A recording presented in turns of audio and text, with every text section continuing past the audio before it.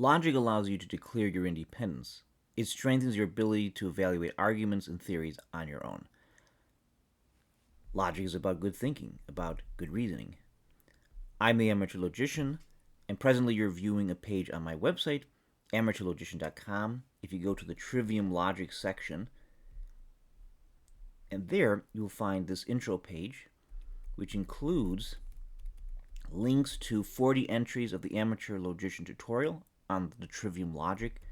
You'll find entries ranging from ontology and logic, concept signs and names, categorical propositions, the square of opposition, the categorical syllogism, polysyllogism and the varieties, enthymemes, compound propositions, modal propositions, reductio ad absurdum arguments, inductive syllogisms, Mill's inductive methods, science and hypothesis, testimony and unsound authority, and more. There are also references and resources, including, of course, to Aristotle, who was the first systematic logician. We find his lecture notes on logic in the Organon. I link to the Organon, I summarize it, and I talk about other references and resources like the Logic Museum website, the outstanding book The Trivium by Sister Miriam Joseph, some old neo-scholastic manuals you can read online for free, like Principles of Logic by George Hayward Joyce, or The Science of Logic, Volume 1 and 2 by Peter Coffey, and so forth. Now, presently, I want to get off my website and go to the book Introduction to Logic by Andrew H. Bachhuber. We're going to work through some exercises. In the previous video, we worked on some exercises dealing with comprehension and extension and their inverse relationship. Right now, let's talk about singular, particular, and universal terms and work through some exercises. So first, let's set up the foundation. Let's define our terms with the help of Bachhuber, and then work through some exercises. So Bachhuber writes, and this is in Chapter 2, Section 4, Singular, Particular, and Universal Terms. He writes, a thorough understanding of the division of terms into singular, particular, and universal is an absolutely necessary prerequisite to the study of inference. As we have seen, according to its first meaning, the extension of a term is the sum total of the subjects that the term can be applied to. This is called its absolute extension. According to a second meaning, the extension of a term includes only those subjects to which a term is actually applied in discourse. This is called its functional extension. In this latter sense, the extension of a term is said to be singular if the term is applied to one definitely designated individual or group. We call it particular if it is applied to an indeterminately designated portion of its absolute extension, and universal if it is applied to each of the subjects to which it can be applied. That is, if it stands for each one of an unlimited class of subjects or for its total absolute extension. So, if we consider singular terms in more depth, a term is singular if it stands for one individual group and designates that individual or group definitely. So we can think about proper names, such as Chicago, France, and John Jones. So those are singular. Or we might think about the demonstrative pronouns this and that are singular in so much as they definitely designate a single individual or group. Common nouns are singular when they are restricted in their application by demonstrative adjectives or other modifiers to a single, definitely designated individual or group. For instance, this man, that dog, the tallest man in the room, and the girl in the front row nearest the window. Okay. And so forth. Now, with particular terms, Bachhuber writes, a term is particular if it stands for an indeterminately designated portion of its absolute extension. A term, therefore, is particular first if it stands for one individual or group without designating it definitely. And secondly, if it stands for more than one, but not clearly for all of the individuals or groups to which it can be applied.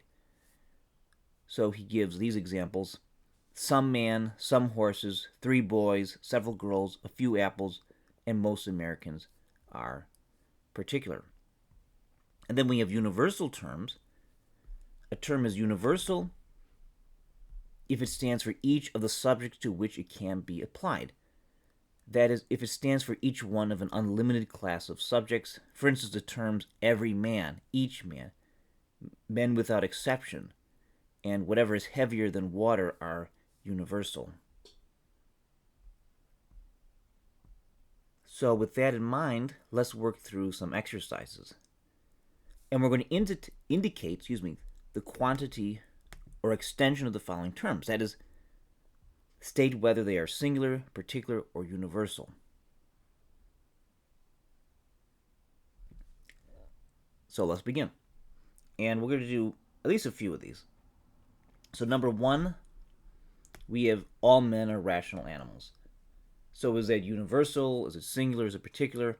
Well, clearly we're talking about all men.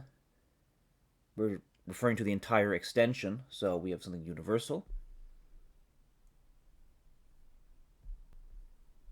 Likewise with 2, man is a rational animal. Now we don't have explicitly stated the quantity, but we're just saying man in general is a rational animal, so it definitely appears as universal. Captain John Smith, well, that's a particular man. It's a particular person.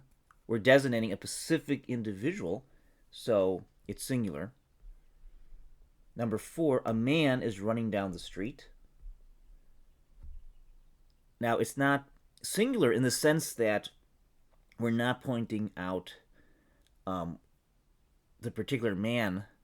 Rather, we're saying there is some man that is running down the street. So it's best thought of as particular. We're not designating who specifically that man is, but just a man. Some man from the group of men. So it's particular.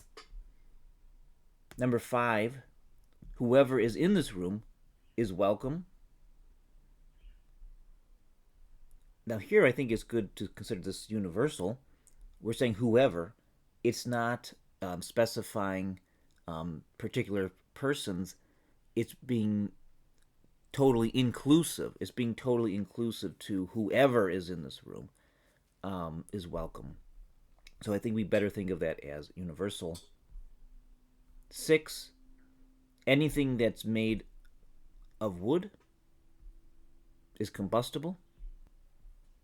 Once again, I think that's best thought of as universal. Number 7, a few students. I'm stumbling over my words. My apologies. A few students were absent from this class. So we're definitely not talking about all the students, but a few. So it is particular. Number 8, the United States of America. Well, clearly, that is singular. You're talking about a specific place. Let's just skip down and consider the last 4. So number 12, we have this dog is a collie. Well, this dog, we're talking about a specific dog, so it's singular. 13, every dog is an animal. Well, that's definitely universal. 14, a dog is barking loudly. That would be particular. Some dogs are hounds. That would be particular. So not too bad. And this just gives us a good foundation in understanding the difference, a very basic distinction, but essential to understand between universal, particular, and singular terms. And this is from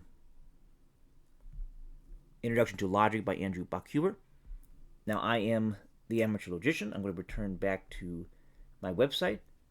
If you like this type of content, consider viewing my tutorial on traditional logic, the trivium logic. You can also sign up to my newsletter, get the newsletter. This is one way to keep in touch with me, get updates, and so forth. I have a blog with updates at my website that you can see. I also have a very much work in progress guide to propositional logic at my website, and presently I'm doing a video series based on the textbook by Subson Hill that you could learn basic propositional and predicate logic. My propositional logic tutorial includes 6 pages, at least for the moment: symbols and translations, basic truth tables, complicated translations, introducing rules of inference, equivalencies, or what have been called replacement rules, and conditional and indirect proofs. And I also have references and resources when it comes to propositional logic. I have various book recommendations at my website. Well, I am the Amateur Logician, of course, from amateurlogician.com. I hope this video has been helpful to you, useful to you, and I hope you enjoyed it in some way. Thank you for watching, and good day to you.